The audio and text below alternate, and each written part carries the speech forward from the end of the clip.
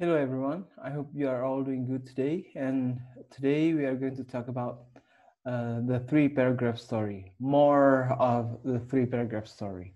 And this time I will be commenting on some of the things that you wrote in the first paragraph that you submitted last week. And I will also be talking about several other things that will be useful for you as you start writing your three paragraph stories. And now let us see some of the things that I would like to tell you today. Right. Yeah, here it is. So the first thing that I need to tell you today is that we will be talking about four things. And what are they? So they will be, first of all, about the attitude, our attitude as a writer, which is different from our attitude as a reader or as a critic or a literary critic. The second thing will be the difference between reality and fiction and how to change reality into fiction in our attempt to write these three paragraph stories. And the next thing is about the structure of a three paragraph story. And here I will be talking about three structures that you can choose to develop as you write your three paragraph stories. And finally, I will be talking about the difference between plot and story. And I believe all of you know about this already from our earlier class. From popular literature, we talked about plot and story in terms of detective fiction, but now we will be talking about something else. All right. Now, first of all, creative writers, or we are now creative writers or creative writing learners, people who study creative writing. And usually when we study literature, we are critical readers or critic. This time, as creative writing students, we need to assume the position or attitude of writers. And what is that? First of all, as a writer, we have an agenda. We want to tell something to people. And when we have that agenda, we try to show it to our readers, not by telling our readers about something. So how do we do that? So for example, if you want to show, if you want to, if your agenda is to make people know that your character is a shy individual, what you will do is not tell them that your character is shy. No, what you will do is show them what a shy person looks like and what a shy person does. So your job is to uh, to know that you have an agenda and to show the audience that this is how you can achieve your agenda.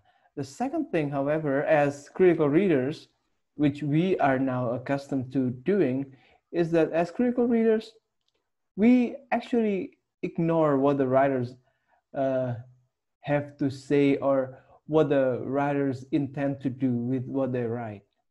We rely mostly on what we can read from the work, not from what the author intends to do.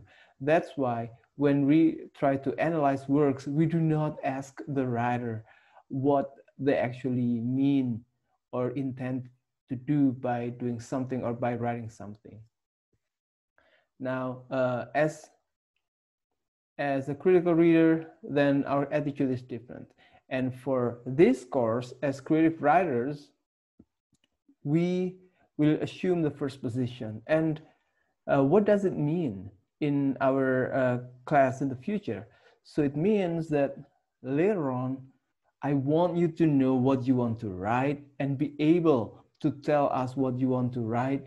And what is the purpose of doing that? The purpose is for the other students, including me, to be able to check whether what you want to achieve has been adequately attempted by you.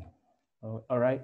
So if, for example, you want to show that a nice person will get what she or he deserves, then we need to know that that's what you intend to do. And then we need to check whether what you have written in your short story implies that. Okay, so that's the first thing. Yeah, you need to be able to tell others about what you intend to do, what you plan to write, and the others will check whether you have attempted that in your writing. All right, now the second thing is about converting reality into fiction. Many of you have written the first paragraph which sound so much like you really are. And the language is also your language. While if we talk about literature, which is a fiction, and here we are talking about fiction, it needs to be, first of all, inspired by reality, by real life, but it needs to be elevated to another reality, to an imaginative reality, to a fictional reality, not the reality as it is. Okay, and to be able to elevate that, we need to process it. What kind of process do we need to do here? First of all, you might need to change details about the reality that might not really work in the story, or details that might not be interesting enough, or might not be entertaining enough, or might not be convincing enough. So you need to change some of the details, including the characters, the settings, and also the plot as well, that you can change. And don't be afraid of changing things from your reality. The second thing is from the tone of how you narrate the story. Remember, the narrator is not you as a student of this class. The narrator should be somebody with emotion, or should be the main character in the story. So it shouldn't be you yourself, okay? So that's what you need to do. I will give you an example later for reality and fiction from Pak Teng Sucahyono, which you can find in the Meneroka Dapur Pendikraf. All right, let's go now to the structures. I'm going to show you 3 structures of a 3-paragraph essay that you can choose to use. Earlier, last week, what I showed you was only the first one, because I needed to show you that it can be done in the simplest possible way. And the structure that I introduced to you last week was to start with exposition or description of the character, of the setting, and then you continue with conflict in the second paragraph. And in the third paragraph is the resolution of the conflict, which usually includes some suspense or shocking element, or some wisdom. So that's the simplest structure: the exposition, conflict, and resolution. However, there are 2 other ways we can wrap a 3-paragraph story.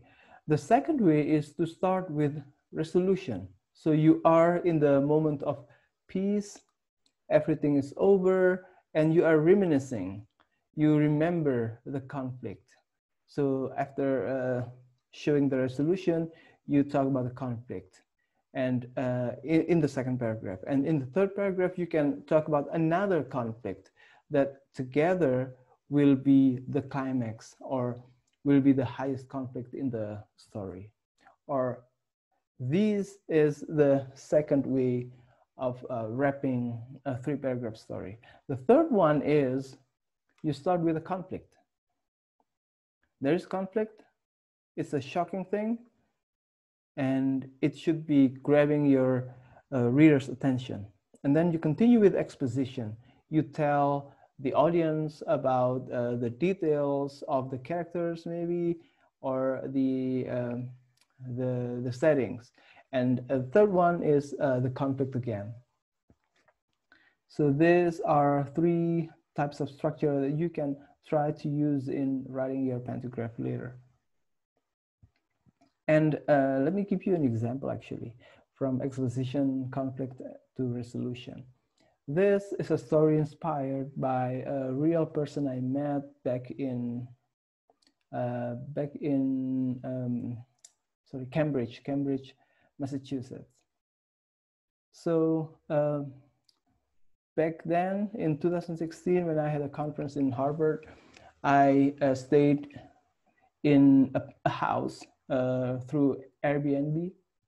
I stayed in a house in which the owner serves dinner to people, and it's a commercial dinner, so people come to her house to have dinner and enjoy conversation with her. So that's the idea of the story. And here I turned that idea into this story. First, about the character. I serve dinner to people and have conversation with them.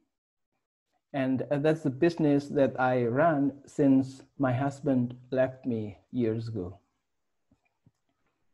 And this is the exposition. I talk about the person, talk about the house, talk about the dinner situation that usually takes place in her house.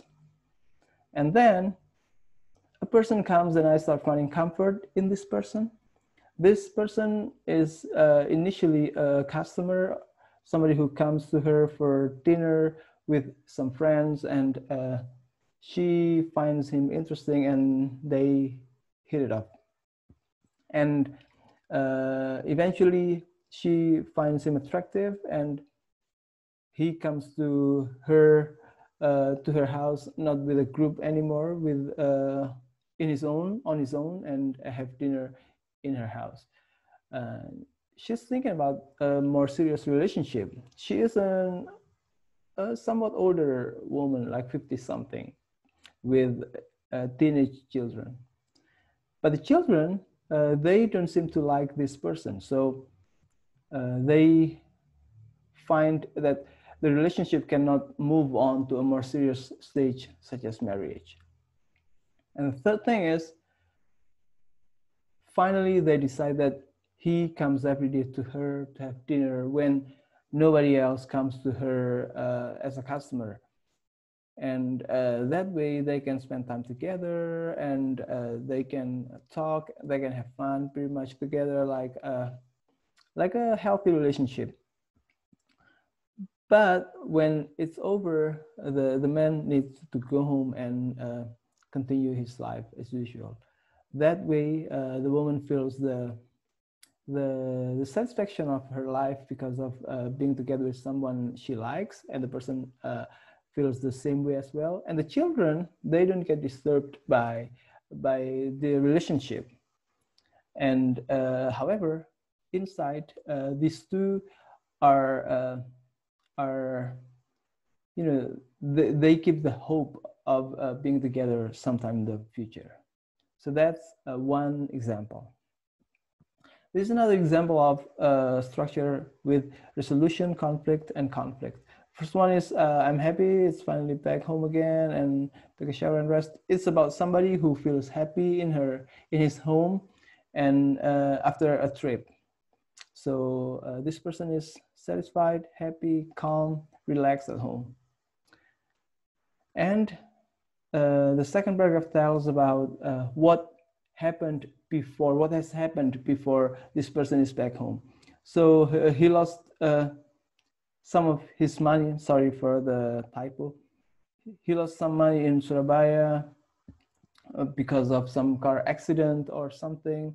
Basically, he gets an accident in Surabaya and he needs to pay for the service, for the repairs, but he didn't have any. He didn't have any money. But somebody came to him and offered to help to pay for the repairs fee, and yeah, it was done. But this person asked his assistance, his help to bring something to Malang, where he has a relative. So he brings the thing in Malang, and then before going to the relative's place, this person goes home and takes a shower and relaxes for a while. And that's when the third thing comes, another conflict. Police come and barge into the house and told him, or this I, that I had a truck, and I didn't know where it's. And he kept asking, he kept telling, and the dogs also came, and it turned out that the truck is in the bag that the main character has gotten from someone in Surabaya, the one who has helped him. So that's the second structure. Now, the last thing is about story and plot. You remember, right, about this when we talked about the detective fiction? So let me give you now a review of what story and plot are actually. Story is what? It's everything, every single bit of information that we get in a short story or a novel. So everything that happens from beginning until the end. By beginning here is the beginning of the problem until the resolution of the problem. As for plot, it is the order with which elements of story are presented to the audience, to the reader. So the order. And to give you a description, here's something now. Now we're talking about a plot. Remember, plot is the order with which, in which elements of story are presented to the audience. Like this one, it starts with the mountains, the Alps, the beautiful Alps here. That's the description. First of all, the description. And then comes the man. We get the description of a man looking into the beautiful mountains, sitting on a rock. But then we find in the story that the man has handcuffs with him somewhere near him. And later on, we find a new fact that there is a knife stuck into his thigh. And finally, the person tells that, oh yeah, I just escaped from a prison somewhere in the Alps, and to escape, I had to break the cuffs, but somebody tried to prevent me from doing that and stabbed me in my thigh. So that's the plot, from the description to the character to the conflict. It can be like that. So, but the story, when we talk about the story is about a man who lives a prison facility in the Alps, who is then able to escape because he manages to run, although in the process he gets stabbed. So this is the story. Earlier was the plot, and this is the story.